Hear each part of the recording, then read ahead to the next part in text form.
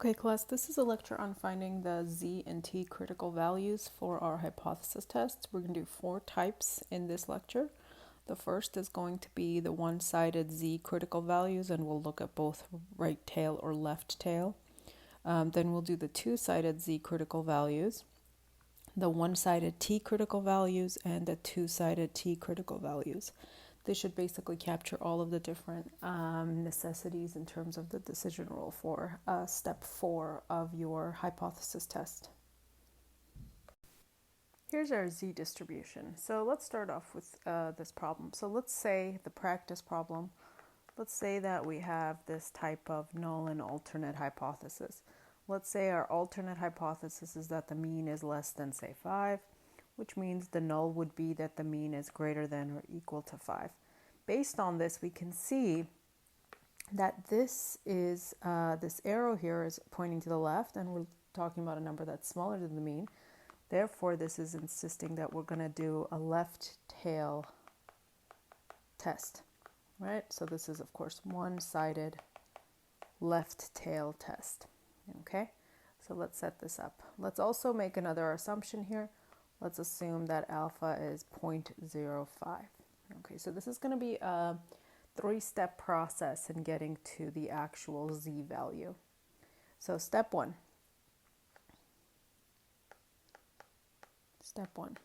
Okay, step 1 is you take 0.5, which is the entire area on the left side of the distribution, and you subtract your alpha of 0.05.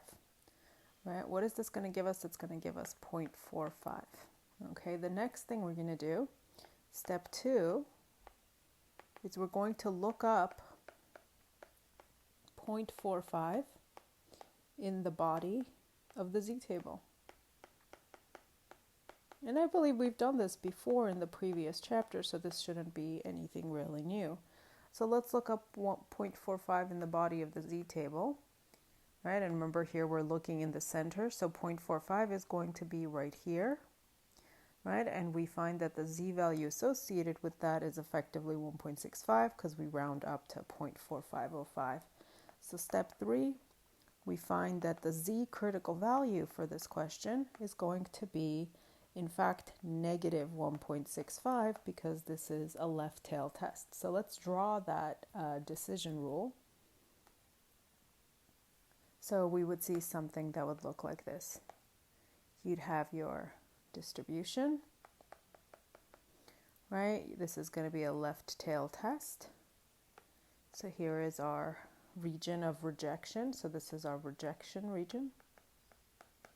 Okay, which means everything greater than that point is our fail to reject region.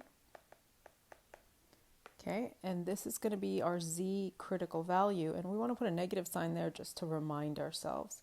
So as we already found what that z value is in the previous step, and we get that the z is 1.65. So then we go on to, of course, the last step of the, or not last, second to last step of the hypothesis test to decide whether or not we reject or fail to reject the null hypothesis.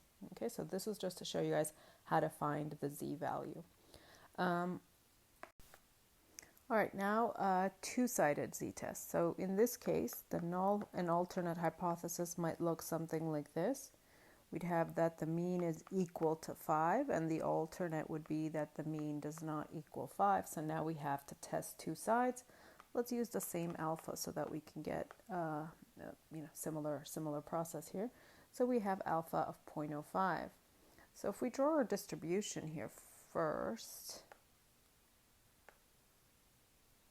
right, we have our distribution, and in this case, since this is a two-sided test, we're going to have two rejection regions.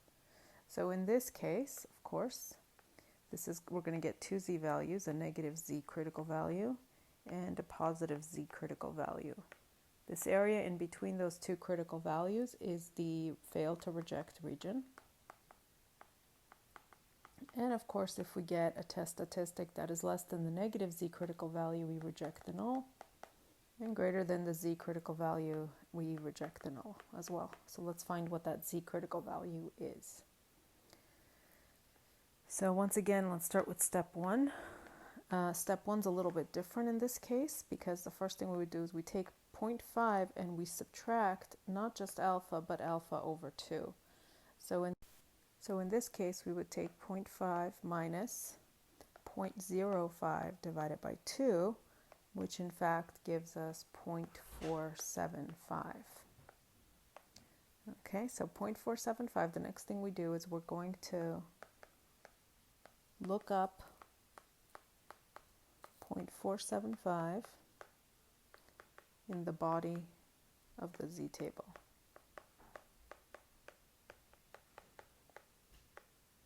Okay, so let's look for 0.475. So 0.475, as I scroll through this, I find that it is in fact right here, 0.475. And from this we can we get a z value of 1.96. Okay, so there's our z values. So the z critical value is negative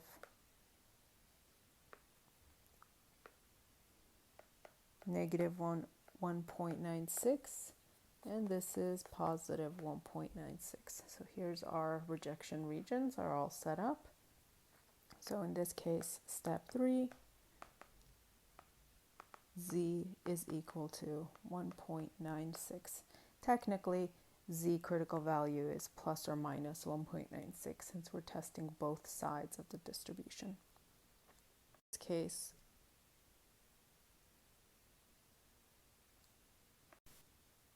okay, with the t-table, this is actually a much easier process because what you'll notice here is on your t-distribution, let's just concentrate on one side, you actually have both of these tests listed here. So you have the different alphas for a one-tail test, and here you have the set of alphas for a two-tail test. So for example, if we had a one-tail test with an alpha of 0.05 and degrees of freedom of 10, the t critical value would be 1.82. If it was a negative tail test, then effectively this would just be negative 1.82.